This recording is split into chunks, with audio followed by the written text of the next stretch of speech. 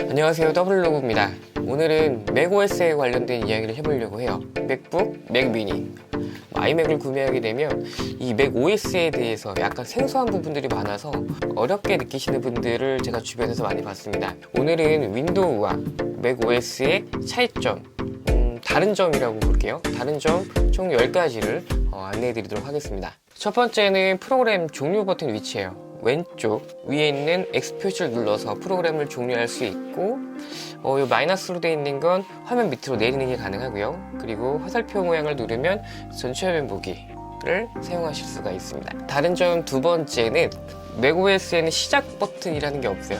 윈도우에서는 프로그램을 실행할 때 시작 메뉴로 들어가서 설치되어 있는 프로그램을 찾아서 실행을 하게 되죠.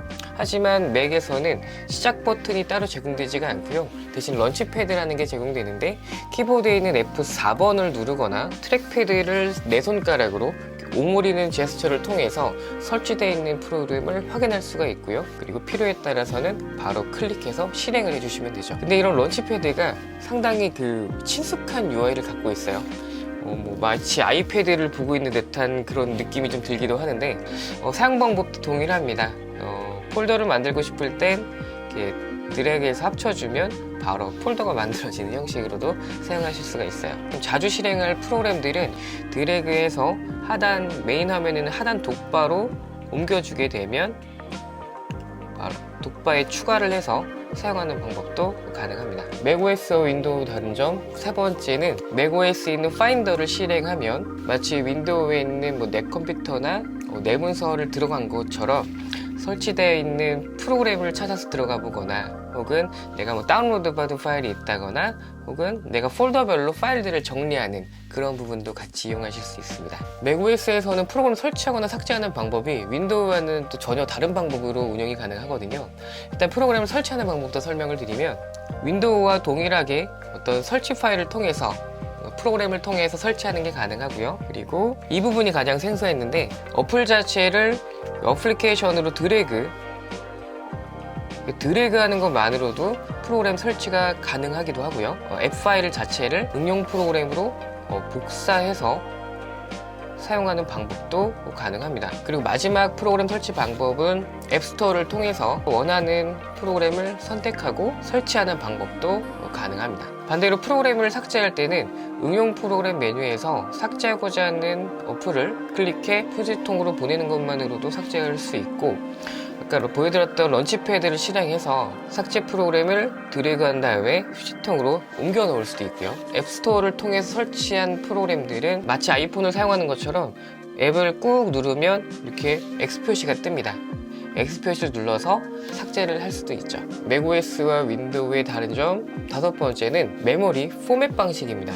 외장 하드나 USB 메모리를 갖고 계시는 경우에 맥과 윈도우를 각각 별도로 사용하신다고 하면 이 부분은 크게 문제가 되진 않는데, 맥과 윈도우로 번갈아가며 사용하시는 저 같은 유저들은 이 부분이 꼭 필요할 거예요. 윈도우 같은 경우엔 총 3가지의 포맷 방식을 제공하죠. FAT32와 EXFAT, 그리고 NTFS. 각각 3가지의 장단점이 있기도 하고요. NTFS 포맷 방식은 맥OS와 지원이 되질 않습니다. FAT32와 EXFAT 2가지 타입으로 사용하시면 윈도우와 맥을 좀 더 손쉽게 연동할 수 있는데, FAT32 같은 경우에는 안정성에선 좋지만 1회 최대 옮길 수 있는 파일 용량이 불과 4GB에 불과해요. 사실 요즘 영화 한 편도 4기가 넘어가는 시점에 활용도가 굉장히 떨어지겠죠. EXFAT 같은 경우에는 데이터를 옮길 수 있는, 1회 옮길 수 있는 용량에는 제한은 없지만 불안정하다라는 평이 너무 많아서 추천해드리기 좀 어려울 것 같습니다. NTFS 포맷 방식은 윈도우에 최적화되어 있기는 하지만 맥에서는 읽기는 가능합니다. 하지만 쓰기가 안 되죠. 그 파일을 넣을 수가 없다는 거죠. 하지만 NTFS4 맥이라는 별도의 프로그램을 설치하게 되면 맥에서도 쓰기가 가능해지죠. 영상 작업한 결과물들을 NTFS4 맥 프로그램을 통해서 외장하드로 전송해서 보관을 하고 있고, 그 외장하드는 NTFS4로 되어 있는 포맷 방식이기 때문에 윈도우에서도 동일하게 사용을 잘 하고 있죠. 아이폰을 사용하시는 분들은 아이튠즈 다 아실 거예요. 아이폰을 사용하다가 새로운 아이폰을 구매하면 아이튠즈를 통해서 기존 아이폰의 내용들을 백업을 하고 새로운 아이폰에 한 번에 담아서 영혼까지 복원하는 게 가능하죠. 근데 맥에서도 동일한 기능이 있어요. 바로 타임머신이라는 기능인데, 타임머신 기능을 활용해서 맥에 있는 모든 데이터를 백업을 받을 수가 있고요. 새로운 맥에다가 다시 심어주는 것도 가능하고, 지정해놓은 시간대마다 스스로 백업을 하기 때문에 데이터를 실시간 백업을 하시는 분들한테 굉장히 큰 도움이 될 수 있을 거라고 생각을 합니다. 윈도우에서는 MS 오피스를 보통 사용을 하죠. 워드, 엑셀, 파워포인트. 근데 이 세 가지는 유료로 결제를 해서 사용을 보통 하게 되는데요. 맥에서는 페이지, 넘버, 키노트라는 앱을 제공을 해서 워드, 엑셀, 파워포인트를 대체할 수 있도록 무료 프로그램을 제공해 주고 있습니다. 간단한 문서 작업 같은 경우에는 이 세 가지 앱을 이용하는 것도 괜찮을 것 같아요. 다만 주의하실 건 만들어 놓은 파일들이 100% MS와 호환이 되진 않기 때문에 MS 오피스와 호환이 필요하신 분들은 그냥 MS 오피스를 쓰시는 걸 추천드리고, 사실 저는 맥에도 MS 오피스를 깔아놓긴 했지만 뭐랄까, 윈도우와 사용 UI가 조금은 틀리기도 하고요. 그리고 호환이 100% 된다고 보긴 좀 어려워요. 그냥 윈도우에서 하시는 걸 저는 추천해드리고 있습니다. 맥 OS와 윈도우의 차이점 8번째는 OS의 업데이트 부분인데요. 윈도우는 저는 XP 때부터 썼던 것 같아요. XP, 비스타, 그리고 윈도우 8, 10, 현재 10까지 나와 있죠. 이렇게 업데이트를 지속적으로 해주고 있어요. 마찬가지로 맥에서도 시에라, 하이시에라, 지금은 모하비까지 이렇게 진행이 되고 있는데, 두 개의 차이점이라고 하면 업데이트가 될 때마다 윈도우는 유료로 업데이트를 해야 되죠. 윈도우 8에서 10으로 올릴 때도 10을 OS를 사서 설치를 하는 방식이지만, 맥 OS는 업데이트를 무료로 진행을 해주고 있기 때문에 새로운 버전의 OS가 나오더라도 별도로 비용을 지불하지 않고 업데이트를 할 수가 있죠. 구형 기기에서도 새로운 맥 OS를 사용할 수 있다 라고 하는 부분은 굉장히 큰 장점인 것 같아요. 그리고 맥과 윈도우의 차이점 9번째는, 윈도우를 사용하게 되면 바이러스에 대한 걱정은 항상 대비를 해야 될 거예요. 그래서 V3나 알약 같은 백신 프로그램을 꼭 설치해서 사용을 하는데, 제가 맥을 2년 넘게 사용하면서 별도의 백신 프로 설치하지 않았는데도 불구하고 바이러스나 이런 부분에 한 번도 노출이 된 적은 없었던 것 같아요.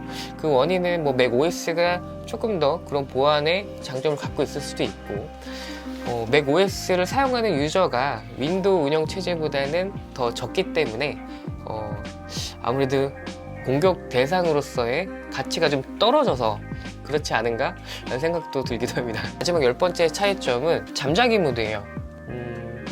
데스크탑을 사용하시는 분들한테는 크게 와닿진 않을 수 있지만, 윈도우 노트북을 사용하시는 분들 같은 경우는 공감할 수 있을 거예요. 맥북을 사용하다 커버를 덮어놓으면 바로 잠자기 모드로 전환이 되는데, 이 잠자기 모드의 대기 전력 관리가 상당히 좋아서요. 사용하다가 덮어놓고 다음날 열더라도 배터리 소모가 거의 없습니다. 평소에도 사용하다가 맥을 사용하지 않는 경우에 종료하기보단 그냥 덮어놓고 다음에 다시 열어서 바로 쓰는 경우들이 더 많은 것 같고, 한 달 넘게 맥북을 종료하지 않고 썼던 적도 있었던 것 같아요. 자, 오늘 이렇게 맥 OS와 윈도우의 차이점에 대해서 설명을 한번 드렸습니다. 두 가지 OS 다 장점과 단점들은 존재하는 것 같아요. 사용 패턴에 따라 맥 OS가 편한 경우도 있었고 윈도우가 편한 경우도 있었어요. 자, 오늘 이 영상이 맥북 구매를 고려하신 분들한테 좀 도움이 되었으면 좋겠고요. 제가 준비한 영상은 여기까지입니다. 영상 재밌게 봐주셨다고 하면 좋아요와 구독도 부탁드릴게요. 그럼 다음 영상에서 뵙겠습니다. 안녕.